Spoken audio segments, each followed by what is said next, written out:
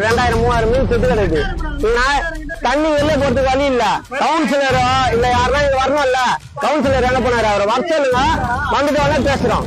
தீர்வு கிடைக்காம நாங்க நகர மாட்டோம். காவல்துறையினரிடம் அமர்ந்தபடியே இன்ச்சு கூட நகராமல் வாக்குவாதம் செய்த பொதுமக்கள். நானும் ரொம்ப நேரம் காலைல 5 மணி நேரம் பேசுகிறேன், யாருமே வரல. காலைல 5 மணி நேரம் கவுன்சிலருக்கு எல்லாம் வாங்கன்னு கூப்பிடுறோம், யாரும் வரல. அதான் வர சொல்லுங்க, மஞ்சமா நீண்ட நேரமாக போக்குவரத்தை மறித்து நடந்த பரபரப்பு போராட்டம்.